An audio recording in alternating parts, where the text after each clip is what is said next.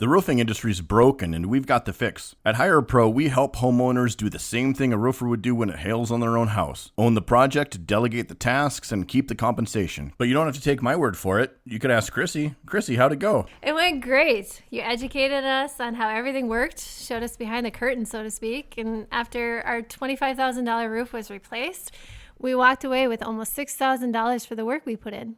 And what work was that? We got the permit and we picked the color. Hire a Pro handled everything else. You did a great job, and I'm not even being paid to say that. If anyone's listening and has a storm damage claim, call them. Don't hire a roofer, hire a pro. That's awesome. I appreciate the kind words, and I think you just made up our new motto. All right, Joe, you're up. So if insurance has approved your roof replacement, give these guys a call at 651-402-3400 or visit them online at hire.pro. That's hire, and then put the dot there, pro. Hey, Garage Logic fans, I do a podcast on the Garage Logic Network that comes out every Wednesday and Friday now, twice a week. But here's an important caveat. There is zero logic available in my show, in the formal definition of logic. Of course, life is a yin and yang kind of thing. There's the logic side, and then there's the what the hell side, which needs to get its exercise. So come for the what the hell and stay for the you've got to be kidding me. Mishki, now Wednesdays and Fridays, twice a week. Ooh, that was good. Ricey like that stack. This is the Weekly Scramble, a place where we chat about life over a cold one or two. It's time to belly up to the pod with Mike Fratelloni and your host, Chris Reavers. What are you, a power lifter over there? I'm trying to get pumped up. I had a really, really long night last night, Reavers. Yep. A great night. Me too. I at about 1 o'clock this afternoon, I was sitting in my office. And I thought, because I have a couch in my office, and I thought, God, if I locked my door, I could lay down there. Never done that in my entire life, and I didn't do it. But I looked at it like, if I just had 5 minutes for a nap. But now, drank a gallon of water, doing some of this, pump up. You can see it on YouTube if you're seeing it. And I'm raring and ready to go. Nice. His name is Mike Fratelloni. My name is Chris Reavers. This is the Weekly Scramble podcast. And Michael, I wanted to start today's festivities, and it's okay. It should be noted. No, we are not at the Great Minnesota Get Together today, and we won't be next week either. It's a shame because this is the first time we've never done a show at the fair, I believe, right? Even did we do COVID? Did we do? I don't think we did COVID because we took a little bit of time off. Okay, right? We had 2 years. 2 years we didn't do it. But it's been a 10 or 11 year run. And I love 2 years. Yeah, and I love doing the shows at the fair. They're always festive. They're always fun. So unfortunately, you're going to be there though. I will be there tomorrow with the Garage Logic crew. Yep, and we're going to be doing it at the KSTP building this year. Our friends at Score North are now occupying the old building that we used to do the shows from. So I'm looking forward to it. I'm going to have a Pronto Pup, maybe a roasted corn on the cob, which is my favorite, although I overdid it last night with corn on the cob. But anyway, I'm looking forward to it tomorrow for sure. So I am going to try to come watch the show tomorrow. Nice. So if frat packers are there, maybe look at me and say, hey, Fratelloni. Nice. Point me out, right? Or catch me and say hello. And then maybe you and I should walk around after the show. Do you have time after the show? 100%. We can go do some Find It at Frats. In fact, I can introduce you because the only thing I have to do after the show is I am going up to the Hofferman Water location to just do a very quick social media video because I love those guys. Oh, you do? Yeah. Okay. So we'll do that, and then I can introduce you to Jim and the crew. They're great people, and then we'll just go from there. Yeah. We'll roam. I have some ideas of what we could do. Fantastic. I'm kidding. Speaking of your beloved state fair and the fine fighting city of St. Paul. Fine fighting city of St. Paul. I've got to bring up this story because I really think, Michael, that this is going to become a serious and glaring trend that's only going to continue to get worse. What could it be? So this is from our friends at KSTP.com, St. Paul Public Schools. Okay. They are working to fill job openings with less than 2 weeks to go before the new school year starts. I'm confident we will have those teaching positions filled, said Superintendent Dr. Stacie Stanley. She explained that St. Paul Public School Human Resources has been doing new intensive hiring fairs in the community to meet that goal. The district had more than 135 teacher vacancies as of last week. That's a lot. According to a progress report to the Board of Education on Tuesday. Hiring special education teachers is the district's biggest challenge. It's just really hard to fill those positions. They're few and far between right now, said Dr. Stanley. We know that it's just a shortage of teachers across the board. The district detailed the progress made as of August 13th during its presentation to the board this week. The 2025-26 School Readiness Report included a breakdown of vacancies and the number of positions filled. It showed that there were 462 teacher vacancies, 66 educational assistant vacancies, and 244 teaching assistant vacancies when the hiring push began. This year, we have twice as many openings than we had last year, but that was because of the increase we made into our schools, said Dr. Stanley. We don't know that. We had increasing enrollment this year, which we're really happy about. She explained that higher enrollment requires more staffing. According to Dr. Stanley, 80% of those openings across the board are now filled. There are contingencies in place if SPPS is still working to fill those vacancies by September 2nd. We want to make sure they're filled, she said. We do contract with a couple of agencies, especially for our teachers with special education background, so we can at least temporarily fill them. Start out with the agency contractor while we're still looking for those permanent positions. So I know someone who taught in the St. Paul public school system and basically described the nightmare scenario that it was at times. Sure. Not in all cases, not at all times. This is a direct result of one thing, Michael. This is a direct result of behavior of our youth in certain areas and certain demographics. And that directly stems from the lack of discipline inside the home, in which parents are not, they're basically having the school raise their kid for them. Sure. And it's such a shame. It is such a shame. And both of my sons attend public school, and we've had nothing but a great experience with it. They started out at Carver Elementary. They are now in the Jordan School District, and we've loved every step of that journey, and it's been awesome. And all their teachers have been wonderful. So, again, I'm not pinning any of this on the teachers. This is just a case of people don't want the job. God bless teachers, right? There's a lot of jobs I'd want in this world.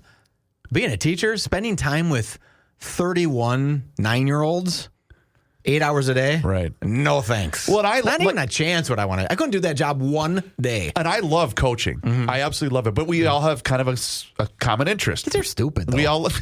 I don't want to deal with a bunch of stupid kids all day. But it's the stupidity is one thing. The behavior is a complete other. That's the problem. And I have used this analogy a lot of times on the GL podcast and in some cases with you on this show as well. But Mike, I have a feeling this is a growing trend and a problem that's just going to keep getting worse, because here's why. Because on account of, you want to know why? Because what's going to happen is it's the cop theory. Because so many good cops don't want the job. Yeah, don't want to do it anymore. So what happens? You've got to lower the bar because you've got to find someone to fill that seat. And that's kind of the same case here. Like truck drivers. Oh, my God. You got to lower the bar for truck drivers, and then all of a sudden some guy's killing 3 people because he does a U-turn in the middle of the highway. How about that story? Isn't horrible. It's just horrible. And he was issued a license in California in a sanctuary city. What I didn't understand, we're digressing big time, is they said he couldn't speak English. Right. He's Indian. Right. Indians speak English. I mean, 90% of them do. Right. Like, what? So, okay, but anyways. No, but I have a solution to this. Okay. Every single person who's listening to this podcast who's 64 years old and retired and in fantastic shape and that lives in St. Paul, right? There's a bunch of guys that just retired. But before, when you retired at 65 or 62 or 64, 30 years ago, you were a little older. Now, today, a 64-year-old dude can, you have 20 more years of work. So you're talking strength. about someone that's like my dad. Someone like your dad, right? Okay. And a guy who says, hey, I don't want this woke virus, or I don't want these kids to grow up without somebody there in their life that can say, don't do that, son. Put that down. Like, whatever it is. Almost like a Big Brothers, Big Sisters kind of a program. But go ahead and get a job as a paraprofessional. I think that's just, if I just looked this up, I did not know what a paraprofessional was, but it's an educational assistant known as a teacher's aide. I assume teacher's aides don't have to be, educators, right? They don't have to be trained in education. They're helping the teacher. Well, all these guys that are retired that want to go earn a little bit more money or just want to go volunteer, there's got to be 100 of them in St. Paul.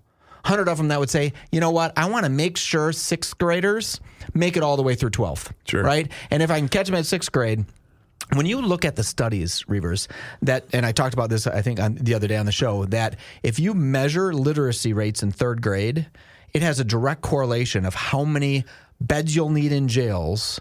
I can expand 15 on years that. later, right? It's because the same person I was referencing was told by a higher up in the educational system that if that child doesn't know how to read by the third grade, that child is going to end up in jail. Yeah. Think about that. Yeah. Right? I mean, and if you can do this, I think that would be a great thing. I wish people took their city, Minneapolis, St. Paul, Mendota Heights, Jordan, whatever, with more pride.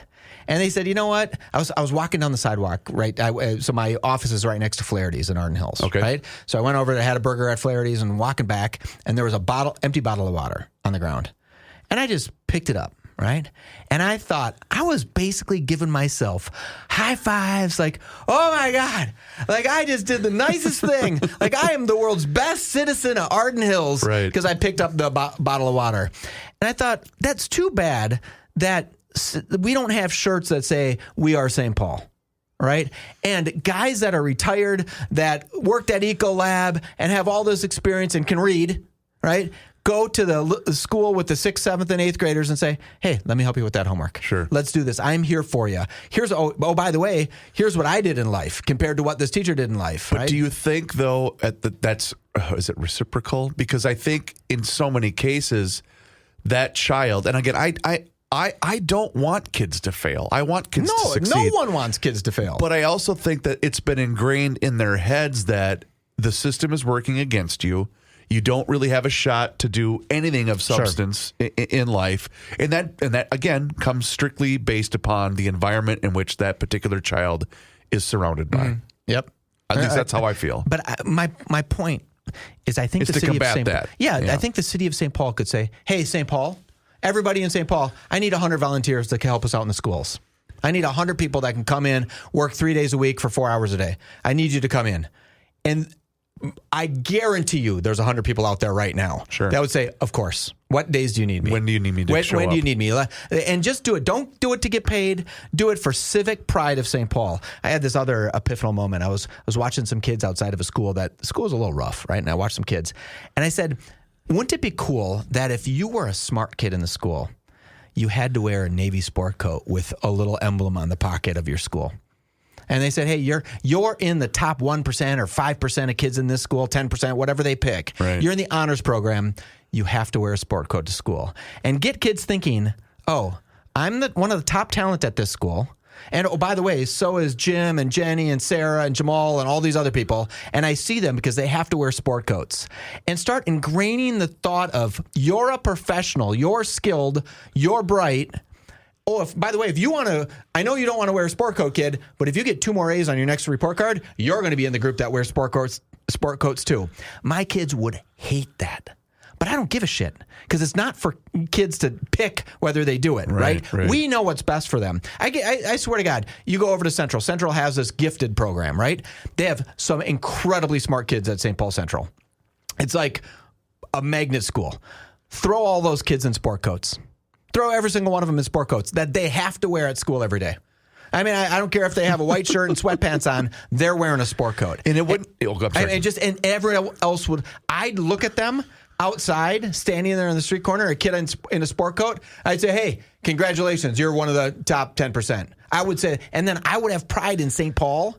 And I would say, look at that kid. I'm getting that kid a job at my place. Pride is actually a very good word because I think that has been lost in our community. And let's just be honest. Let's call it what it is.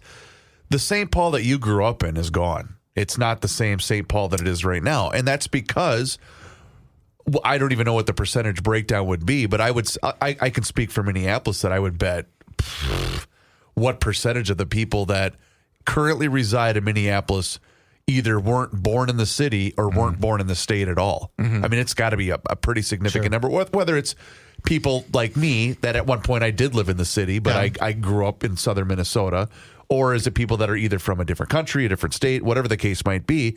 That's where I think that civic pride gets lost, is because there isn't that ingrained, oh, I remember going to this particular thing when I was a kid or whatever, or I grew up going to that school. And that's the bigger problem, is I think every time I go to my hometown, I feel like that. Like, yeah, that's where I went to school. And Sure. so I think that's a big part that's been lost. If you lived in your hometown and they said, "Hey, Reavers, will you come mow the field for baseball 100%. games?" You just go do it. I just do it. You just go do it. And we can have that. What I'm talking about is not rocket science. This is the easiest shit to do. Right. You build a good, safe town, and you say, we're not going to allow a bunch of crap. Oh, by the way, you're 12 years old and you're out past 10:30 at night by yourself. You're going right back to your parents' house. We're picking you up, throwing you in a cop car, and we're driving you right home. You're not doing that. And you just ask people to do it better. And I know these are tough situations. I get it. But in St. Paul, there's probably 300 people that are really struggling with crime, right? 300 bad kids. Yep. Boy, you get on the horn with those guys and you're checking in with them daily. You do all this stuff. Crime's going to plummet. The same thing that's happening in Washington, D.C. right now, right? Murders were down in the last couple of days. They're down like 34%. I'm like, how bad that you can measure that murders are down 34% in 4 or 5 days? Right. Like that, there shouldn't be a thing. There should have been, there was a murder every once a month. We don't have enough data to see, right? But Donald Trump, whether you love him or hate him, he's going to clean up Washington, D.C., period. He's going to do it. And then we're going to have to look at St. Paul and say, and Minneapolis and every town that looks like crap across the nation. I love Minneapolis and St. Paul. Don't get me wrong. We all do. And it doesn't look like crap. I don't want to say that. There's times that it looks like crap. And we allow people to do things that I don't think they should do. And all we need is civic pride. Yep. We need to have shirts that say, I am St. Paul, I am Minneapolis, I am Fargo, I don't care. And that will turn it. I really think it's that easy. Let's start with our friends at North American Banking Company to help us turn things around. They are a fantastic family-owned and independent banking dealer that has been at it since 1998, locally owned and operated too, by the way. And they have 6 wonderful Twin Cities locations to serve you: Roseville, 50th in France, Hastings, Woodbury, Shoreview, and also Maple Grove. They offer all of the services as the other big national banks, whether you're looking to buy a home, maybe finance a new home renovation project, or get that new car that you've been thinking about. My friends at North American Banking Company are going to be able to help you out. They also offer the same online and mobile banking options as the other banks, but the key difference is you're going to get the unparalleled service of a community bank. So check them out online today. It's nabankco.com to learn more. Once again, it's banking done differently. North American Banking Company, member FDIC, is an equal housing lender. The Weekly Scramble. We'll be right back. At Arizona State University, we're bringing world-class education from our globally acclaimed faculty to you. Earn your degree from the nation's most innovative university online. That's a degree better. Learn more at asuonline.asu.edu. So last night, Reavers, I went to a restaurant called Baltimore in Roseville. Do you know that one? I've heard of the name, but I don't believe I've ever been. Okay, so it's a restaurant outside on the pad, right? That's what they call the parking lot, right? Yep. At Rosedale Mall. And when it first opened, it opened pre-COVID, and it was busy. COVID obviously almost killed it, probably. Now, I was there last night, which was Wednesday night, packed salad. And I want to tell you, so someone bought this charity event where this vintner, this winemaker, brought in these wines. Okay. And then they made this 6-course meal to go with this. And this is me bragging, period. It is nothing else, right? Okay. I am being braggadocious. There's no humility. There's nothing. I'm just telling you, I had the best meal I've ever had in my entire life. And you go out to eat often. I go out to eat every single day. Yeah. Every day. I mean, although earlier that day I had McDonald's and Burger King and then Baltimore, right? And Cane's. I forgot I had Cane's too. So I had 3 fast food Holy places. crap. Yeah, we were on the road. Really, it was a long day at work. So we go there. And this guy, a sommelier, you know what they are, right? They love wine. And he's telling us about this guy who makes this wine. And the guy who makes this wine used to own a bunch of companies, became a billionaire, then got into the winemaking business. Okay, passion project. Passion project. And he doesn't care. He just doesn't care. If he creates a bunch of wine in 2023 and he doesn't like them, he pours them down the drain. He doesn't resell them, doesn't put them on a different label, doesn't do anything. He just pours them out. So if he makes a Cabernet and he thinks it sucks, pours it down the drain. And expensive wines, right? So we're doing this thing and I'm eating, and it starts with this watermelon salad, and I didn't take any pictures. One of the wines that we had, a Chardonnay, came in this wine glass called a Riddle. Some people call it Riedel. I think it's Riddle is the name of it. It's glass Superleggera. And Superleggera in Italian means ultralight, right? That's Lamborghini has a Superleggera version of their cars. Like it's the expensive. This wine glass felt like I was holding a straw in my hand. It was the finest piece of finest thing I've ever served liquid into my mouth on, period. It made the wine absolutely fantastic. Just because this glass, it felt like you were holding Tinkerbell's wing. I mean, it was like, I couldn't think of it. It was so dainty. And so we had this meal, and then we had sea bass and then Wagyu beef steak at the very end. I was just filled to the absolute rim. So I asked, and again, all I'm doing is bragging. If you think I'm doing anything different, you're wrong. I'm bragging, right? And at the end, I said to the guy who's representing the winemaker, I said, I don't mean to be like that guy, but like, how much is this bottle of wine? He said, well, this one that you're drinking is $1,500 a bottle. Oh, my God. But you can't buy it. Oh. I was like, well, that was adorable that you think I would buy it or could buy it. But he said, they're not even selling it anymore. It's like they have the winemaker so specific that he has a newsletter that you can go sign up on. And when you sign up, it says, I'm sorry, we have enough people on our newsletter.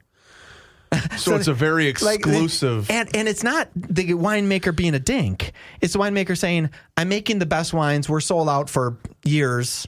Like, just don't, I'm sorry, you don't even need to hear our story anymore. Is this a point that he's just trying to make, that I'm doing whatever enough to fulfill my passion project and I don't need any more friends? Yeah, that kind of a deal? I kind of, they were saying that he would go into Napa Valley and they would sell an acre of this grape. I'm making that up, some amount of this grape for $8,000, right? Okay. And he'd say, that's great. And the winemakers would say, the people that own the farms would say, I'm sorry, we're already selling it to Mogan David or whatever, some other winemaker. And he said, well, how about I pay you $38,000 per whatever. And they said, what? And he's like, yep, I want your grape. In fact, I want your grape so bad, I'll do all the farming of your grapes. You don't have to touch it ever again, but whatever we produce, I'll pay you $38,000. And all the farmers were like, yep.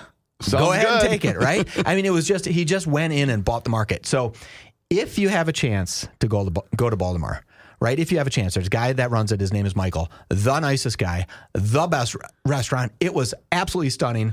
This is not a paid commercial. I did not get anything from them.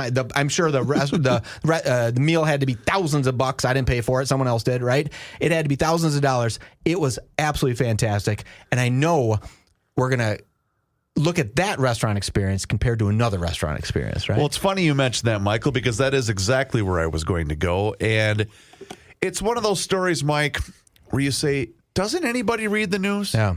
Doesn't anybody learn their lesson? Doesn't anybody pay freaking attention as to what's going on? Who did it? Who did a Bud Light experience? So our good friends at the Cracker Barrel didn't just lose its logo. It lost its soul. Are you kidding me? Under a I've not heard this yet. CEO more obsessed with DEI quotas than country charm, and this woman was on the Good Morning America broadcast. Okay. You know, is that the one with Michael Strahan and what's her name? I think the gal with that the used to be on gap-toothed Sports kid, Center? the kid with the... Okay, yeah. So I like him. He's she good. goes on Good Morning America to brag about this brand new rebranding that we're going to have at Cracker Barrel. Well, they scrubbed the iconic logo. Mm-hmm. They remodeled 70-plus stores into sterile showroom knockoffs. They pledged $700 million to erase every trace of what made it feel like home. And according to a civil rights complaint, they're openly discriminating against white employees. Oh, good. Oh, good. This isn't modernization. It's extermination of America, of warmth, of memory. Congratulations, Cracker Barrel. You are now Woke Barrel, and nobody asked for this. This is what I don't understand. Bud Light did the same thing, and you and I were all over this story when it first happened and then continued on, and I hope Bud Light never makes another dime again because they're so stupid. I now feel the same way about this company because I watched the interview.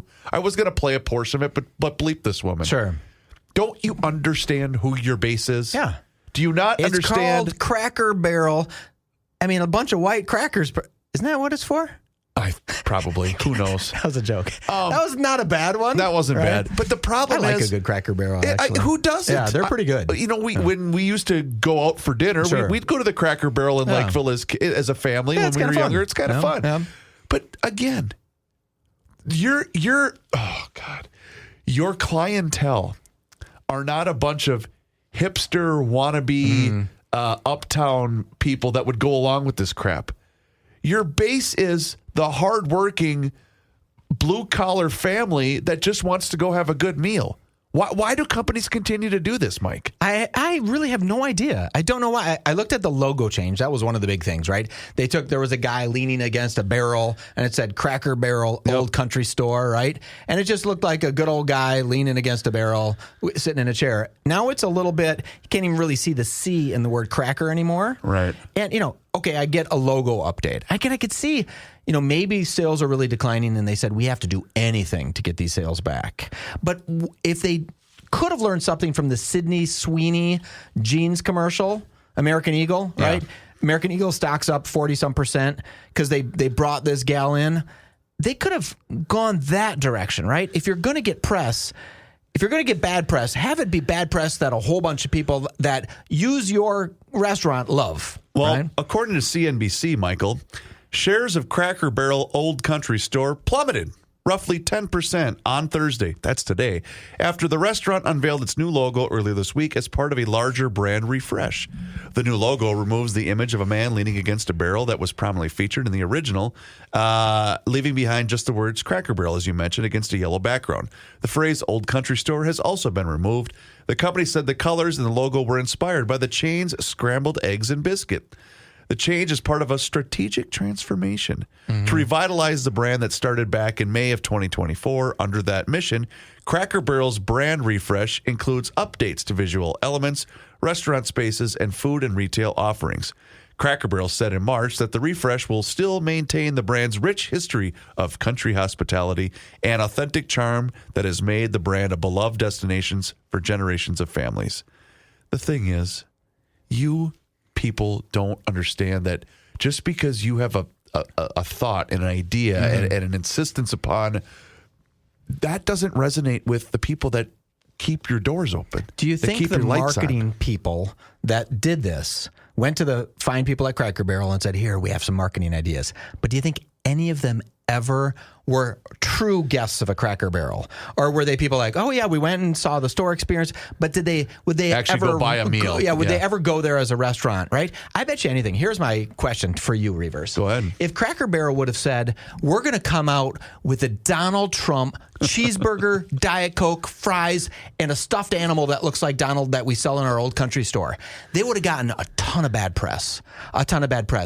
Their sales would have doubled. For sure. Because the people that go to Cracker Barrel would have said, let's go. Hot damn, Mom, we got a date tonight. And we would have had a bunch of YouTubers bitching about it and a bunch of TikTokers bitching about it. And then a bunch of other people going in saying, I love it. Just like Sydney Sweeney with American Eagle jeans. American Eagle said, we don't care. We don't care. Watch. We're going to do it this way because we know people are going to come buy jeans if we do this. Well, that's just it. It always amazes me that the outspoken, loud majority on social media. Well, you weren't going there anyway. Yeah, they weren't your customer. And, honestly, is this going to affect whether or not I'm going to go to a Cracker Barrel? Probably not, because I haven't been to one. But there are a number of people that do base their, and that's the thing. When I always say, I talk about Harmony Spirits, like the consumer doesn't really understand just how much power that they have when they walk into a store. Sure. And they have so much more of an influence on what's going to be on a shelf, because guess what? You're the one buying the product. You're the one buying it. You're that's the same thing making here. the cash register ring. Right? You know this. You run stores. Yeah, yep. It's okay if I'm not going to sell something that no one's going to buy, or I'm not going to put something on my shelf that no one's going to buy. Cracker Barrel could have done that meal, Donald Trump meal. They could have done Great Americans in History and done little stuffed animals of Great Americans and had, all great Americans, not white ones, not black ones, just all great Americans. We could have just done it. And they could have really done something special when they came out with that Donald Trump meal. And people would say, I'm going to collect all those things. I'm going back to Cracker Barrel. I can see why they needed to infuse some energy into Cracker Barrel, right? I get that. But to just go woke, it's like, what are you doing? Right. What win? When you go back to the Vikings and the two male dancers, right? Yep. Thought about this a little bit more, right? The Vikings, what I think they really should do is they should take the cheerleaders and they'd say, hey, 50% of women are 50% of the population are women, 50% are male. We're going to have 50% cheerleaders female, 50% male cheerleaders. And then if the population is 1% transgender, then have one. Just make it exactly representative, right? Because if you're going to do it, go all the way. Right. Go all the way. And then just blow up the whole concept of cheerleading altogether, right? And then have a bunch of guys like you and me like, hey, we're 50%. We can throw T-shirts into the crowd. Right. That's what we do, right? And you just make it that. That would be the only fair way for the Vikings to do that. And I don't get why people keep looking at the Bud Light example and say, let's duplicate what Bud Light did, and we too can experience a 40% decline in our value. Yeah. I just don't get it. I don't understand what your line of thinking is. And No. these people that are in these powerful positions obviously shouldn't be, but it's just a shame. It really is. Let's talk about a brand. Let's talk about our friends at We Are Nuts and wearenutsmn.com. They are located over there by the Blue Barn in Heritage Square this year at the Minnesota State Fair. And I can't wait. We're going to have to definitely go over there tomorrow. Yeah. And because I believe they're going to bring the dill pickle nuts on site, which you got to be so careful saying that. I know, I was very, very careful. But they brought them back to the 50s, and they had a trial run. So they're just bringing those out to the Minnesota State Fair. And I think that's really cool. They're such a great family, and they make such a wonderful snack, and I love it. In fact, go to wearenutsmn.com right now, and you can see every single wonderful snack that that they make.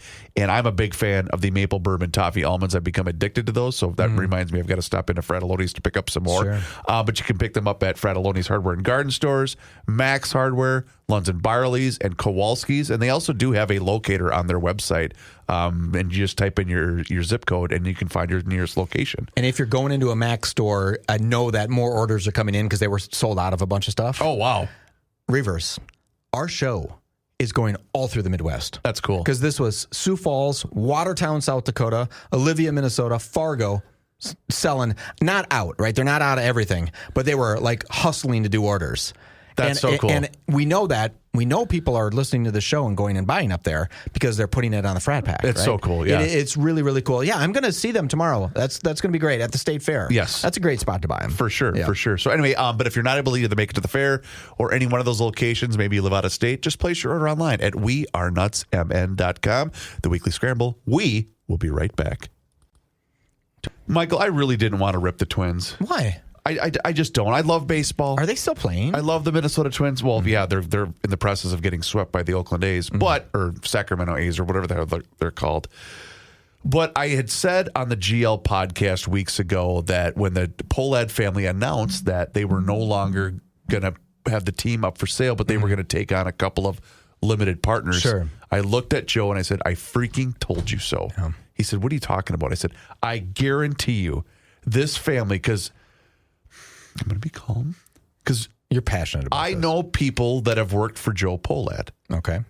Joe Polad used to run a radio station across town. In fact, when the Twins left, the Beat 96 AM 1500, they went to what was then called Go 96.3. Go 96, yeah. And Joe was in charge of the radio station. Okay. And I knew people that worked for Joe. Is he young, old? He's around my age. Okay. Yeah, he's around my age. And again, he might be a super nice guy. I don't know him at all. Sure.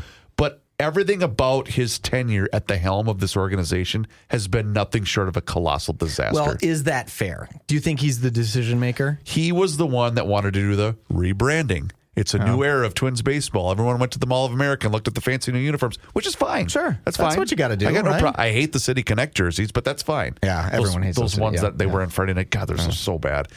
But I said to Joe, I said, I guarantee you they never wanted to sell the team. And I say that because they're in horrifically bad debt with not only the organization, but some of their other outside entities. They are? Oh, yeah. They're big. The families, well, they sold the banks, I believe, and they also sold the car dealerships that they owned. Okay. And their main source of... but usually that gets you into cash if you're selling banks and car dealerships. And the reason was their main source is commercial real estate. Okay. Which... this just in ain't doing so hot. It depends on what you got. Right? Well, but I think that was a big part of it. So I think that they then, and I'm not speaking for anybody, but I believe that they would have then levied that debt against the franchise, which then does what?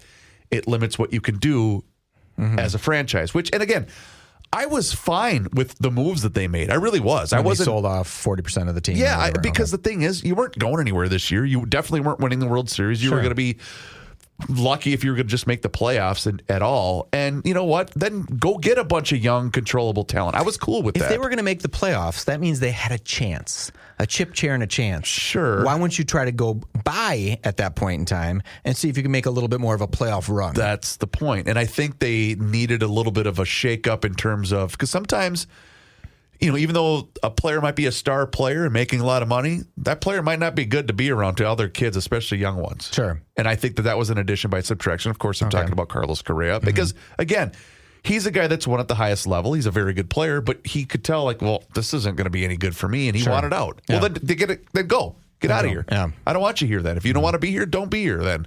And so, I don't know.